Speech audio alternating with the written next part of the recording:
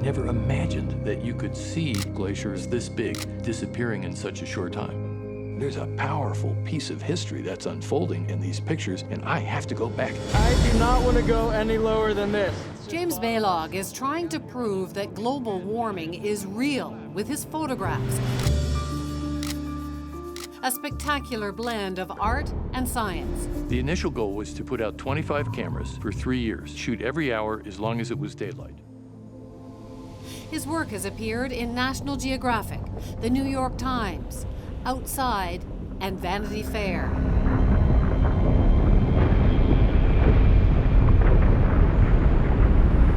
The images capture glaciers melting in real time.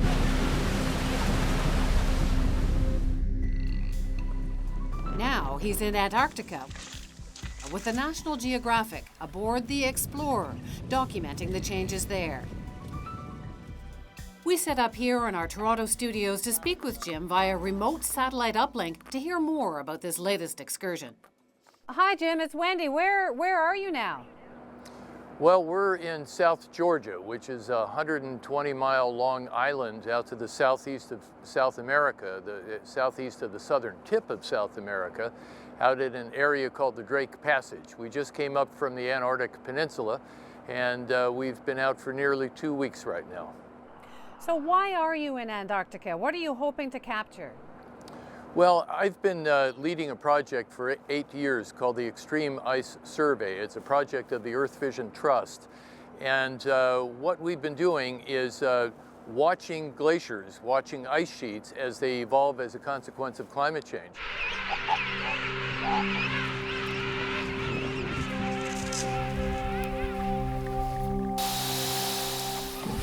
We have time-lapse cameras, permanently installed alongside these glaciers, and we watch how the ice deflates or the termini retreat as the ice responds to a changing climate. So we have 31 cameras in the northern hemisphere, and now we're down here to expand the project and make our first foray into Antarctica and South Georgia. To get these pictures, you hang out over icy ridges and bottomless gorges. It looks a little terrifying. Isn't this dangerous? Well, I have been an alpinist for 40 years, so this is not exactly alien territory for me, and in fact, I rather enjoy some of this craziness. We had some unbelievably horrible weather yesterday when we were installing some cameras here, and it was enjoyable in the challenging of a hurricane to be out there and actually do what we had to do. But most importantly, I think it's profoundly important to witness what's going on. And I feel like it's my responsibility to bear witness to these changes and bring the visual evidence back home to civilization. I couldn't do anything else right now. Your last big trip was to the Arctic in 2012. What did you see there that surprised you? Well, the really astounding thing about the Arctic, including the Canadian Arctic, is how much the place is warming.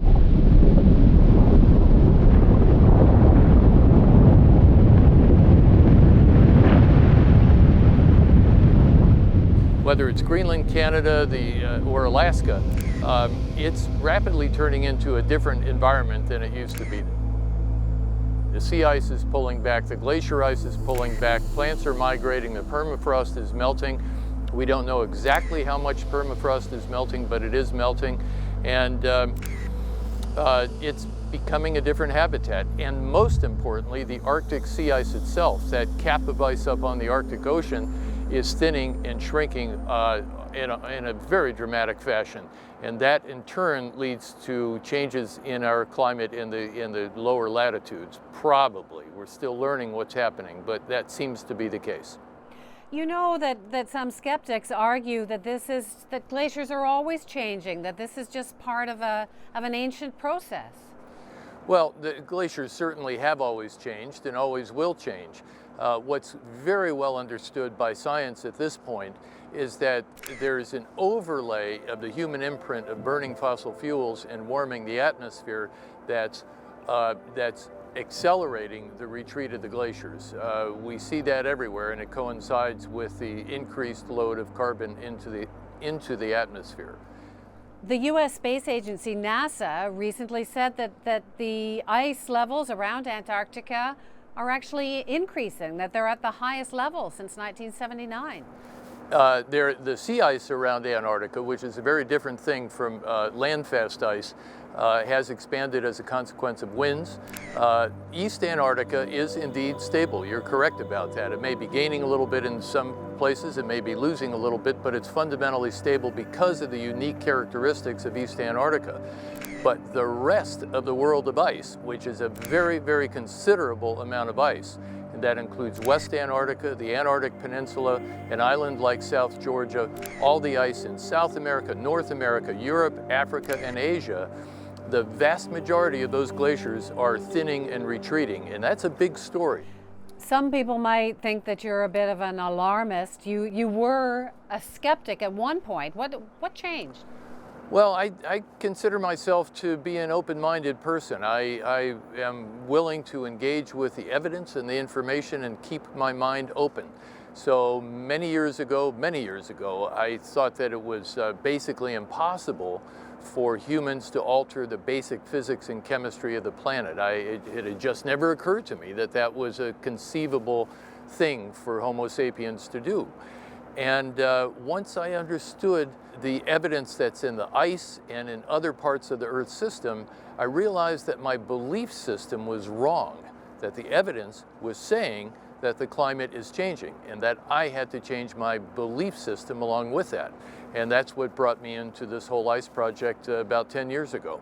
Do you think your message is getting through to Canadians, is hitting home with Canadians? I absolutely think our message is getting through, and I think that people understand in part and primarily through their own observations of the world and their own common sense life experiences that climate change is happening. And we can come along and reinforce that with more information and with some beautiful visuals that help to animate people's understanding.